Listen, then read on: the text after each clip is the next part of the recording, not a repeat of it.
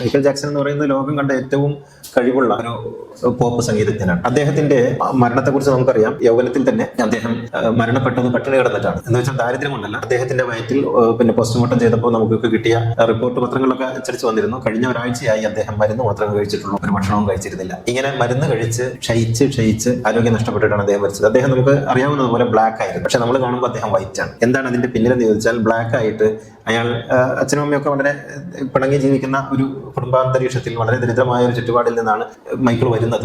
ഒരു ദിവസം ഈ അമ്മയോടുള്ള ദേഷ്യത്തിൽ ഇയാൾ അച്ഛൻ ഈ മകനെ ആണ് എപ്പോഴും ശകാരിക്കുക. അങ്ങനെ ശകാരിക്കുന്ന കൂട്ടത്തിൽ ഈ അച്ഛൻ പറഞ്ഞു, നിന്റെ മോന്ത കണ്ടാൽ മനുഷ്യൻ വെള്ളം കുടിക്കൂല, നിന്റെ മോന്ത കാണുന്നതിനേക്കാൾ നല്ലത് പന്നിയുടെ മുഖം കാണലാണ്, ഇങ്ങനെ അളിഞ്ഞ ഒരു മുഖം, ഇങ്ങനെയുള്ള ഒരാളാണല്ലോ എന്റെ മകനായി ജനിച്ചു പോയതെന്നൊക്കെ ഈ അച്ഛൻ അരിശത്താൽ പറഞ്ഞു, അമ്മയോടുള്ള അരിശത്താൽ മകനോട് പറഞ്ഞാണ്. അതിനുശേഷം മൈക്കിൾ ജാക്സൺ എഴുതുന്നുണ്ട്, എന്റെ മുഖം എനിക്ക് കാണുന്നത് പേടിയായി തുടങ്ങി, അതിനുശേഷം ഞാൻ കണ്ണാടിയിൽ നോക്കാറില്ലായിരുന്നു. നമ്മൾ നോക്കണം, എങ്ങനെയാണ് ശാപം ഒരു മനുഷ്യനെ പിടികൂടുന്നത്.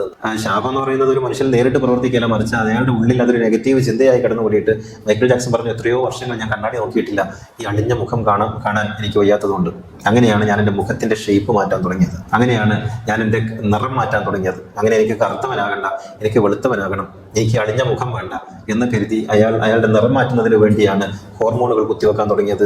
അങ്ങനെയാണ് അദ്ദേഹം നിരന്തരമായി മരുന്നിന്റെ അടിമയായി മാറുന്നത്. അപ്പോൾ നമ്മൾ വിചാരിക്കുന്നത് പോലെയല്ല, നമ്മൾ ഒരു വാക്ക് ഒരാളിലേക്ക് നമ്മൾ കടത്തിവിടുമ്പോൾ അത് അയാളുടെ ജീവിതത്തെ താളം തെറ്റിക്കുന്നുണ്ടെന്ന്, അയാളുടെ ജീവിതത്തെ പുഷ്കലമാക്കുന്നുണ്ട് എന്ന് നാം അറിയണം.